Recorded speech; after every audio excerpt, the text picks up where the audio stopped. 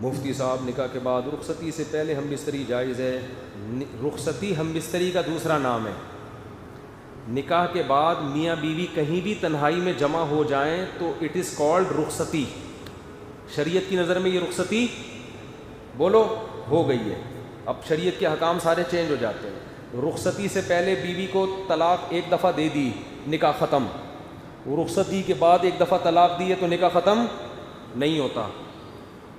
تو رخصتی کسے کہتے ہیں؟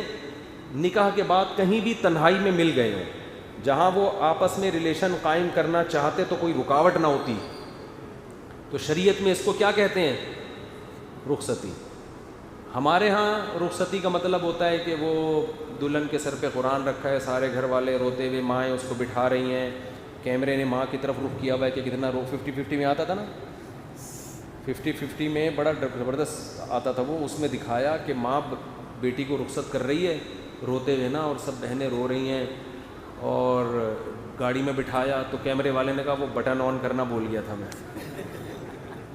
اس نے کہا کم بخت اتنی مشکل سے روئی تھی، چلو دوبارہ واپس۔ پھر دوبارہ سے دلہن کو لے کر گئے، پھر روتے ہوئے۔ تو یہ نہیں، معاشرے کا کلچر دکھایا کہ ان میں بھی ڈرامے بازیاں بہت چل رہی ہوتی ہیں۔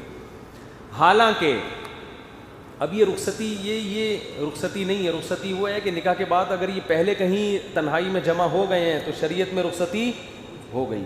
رخصتی سے پہلے اگر طلاق ہوتی ہے، عورت پہ عدت نہیں ہوتی، ادھر مرد نے طلاق دی، فوراً کہیں شادی کر لے وہ، لیکن جب تنہائی میں جمع ہو گئے، چاہے وہ چھپڑ میں کہیں ملے ہوں، ماں باپ کو پتہ بھی نہ ہو، اب اگر ڈیورس ہوگی تو عورت کو عدت گزارنا واجب۔ آج کل یہ بڑا مسئلہ ہو رہا ہے، نکاح ہوتا ہے، لڑکیاں چھپ چھپ کے اپنے شوہر سے مل رہی ہوتی ہیں، ماں باپ سمجھ رہے ہوتے ہیں ہم نے تو 26 نومبر کی ڈیٹ متعین کی ہے۔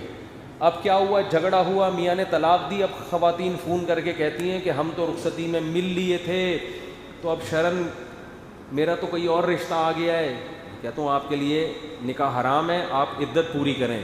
کہہ رہی عدت کیسے پوری کروں؟ ماں باپ بولیں گے کیا کر رہی ہے بھائی، عدت کے دوران تو عورت گھر سے نہیں نکل سکتی ہے بھائی، تو اب پکڑی جاتی ہیں۔ پھر ماں باپ کہتے ہیں بھائی یہ گھر میں کیوں ہے، اور ابھی فوراً شادی کر رہے ہیں، کیوں نہیں کر رہی؟ وہ کہہ رہی نہیں 3 مینسز۔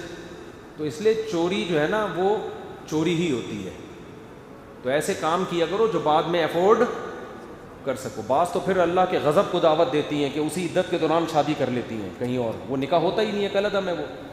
تو رخصتی جب ہو گئی، میاں بیوی تنہائی میں جمع ہو گئے، پھر طلاق کے بعد احکام کچھ اور ہیں، رخصتی سے پہلے کے احکام کچھ اور ہے۔ پورا مہر مرد پہ واجب ہو جاتا ہے رخصتی کے بعد، تنہائی میں جمع ہو گئے، مرد کے ذمہ مہر واجب ہو گیا، سمجھتے ہو؟ بہت سارے احکام ہیں۔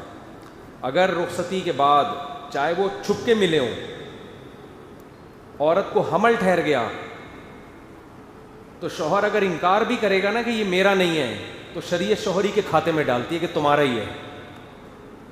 تو بڑے مسائل ہیں، اس لیے یہ چیزیں چھپن چھپائی ان میں صحیح نہیں، اور ماں باپ کو چاہیے اپنی ذمہ داری پوری کریں کہ جب وہ قائد اعظم کے مزار پہ مل ہی رہے ہیں اور ادھر جا کے ڈیٹے مار رہے ہیں تو عزت کے ساتھ رخصت کر دو۔ کیا مصیبت بنائی ہوئی ہے تم لوگوں نے یار۔